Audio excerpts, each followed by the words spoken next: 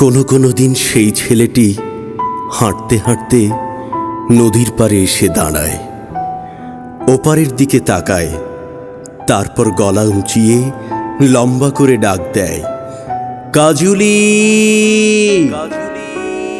সেই ডাক এপারের ডাহুক, সাবের, কানাবক, হাসনা, মাছরাঙা, নিমাই, ঢোঁড়া সাপ আর ওপারের মঈনুদ্দিন, কাশফুল, রাজহাঁস, আকন্দ, হাজেরা সবাই শুনে। আর কাজুলি নামের মেয়েটি সেই বুক মোচড় করা ডাকে বাঁশের বেড়ার কাছে আসে, উনুনে আগুন দেওয়ার জন্যে পাটকাঠি হাতে নেয়। তারপর ওই পারে উদাস তাকিয়ে দেখে সাদা গরুগুলোর ভেতর একজন একহারা কালো ছেলে ঠাঁই দাঁড়িয়ে।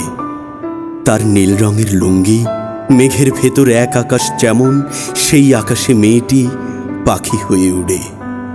মাঝে নদী নিরবধি চুপিসারে বয়ে যায় কাছে থেকে দূরে। তাই তাদের কোনোদিন কাছে থেকে দেখা হয় না। এইভাবে দৃষ্টি, শব্দ আর প্রতিধ্বনিতে বহুদিন কাটে। একদিন কলাপাতা আর লাল নীল কাগজ দিয়ে কুঁড়ে ঘরটাকে সাজানো হয়।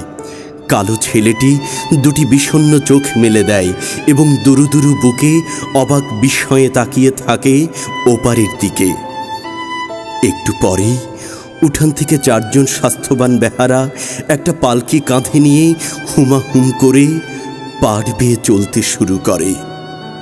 হুমাহুম, হুমাহুম, হুমাহুম। নদী পার না হয়ে তার কিনার দিয়ে হুমাহুম, হুমাহুম, হুমাহুম। গাঁও ছেড়ে অন্য গাঁয়ের দিকে হুমাহুম, হুমাহুম, হুমাহুম। তাই দেখে সে তখন গলা উঁচিয়ে আগের মতন প্রাণপণে ডেকে উঠে, কাজুলি।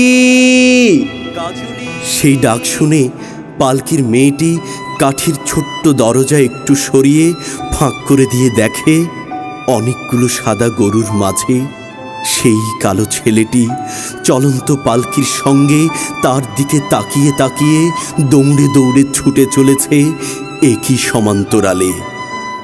তাই দেখে মেয়েটির গলা ধরে আসে, চোখ দুটো ঝাপসা হয়ে যায়। তারপর সেই পালকির সুরের সঙ্গে হু হু করে ডুকরে কেঁদে উঠে। তার কান্নার কাজলির ডাক আর হুমাহুমের বিলম্বিত একটানা সুর দিক বিদিক প্রতিধ্বনিত হয়ে বয়ে চলেছিল বহু দূরে দূরে। তখন নদীর শরীরের সব স্রোত থেমে যায় এবং সেইখানে একটি স্থলভূমির সৃষ্টি হয় এবং নদীর দুটি পাড় দুটি নদী হয়ে দুই দিকে চলে যায়।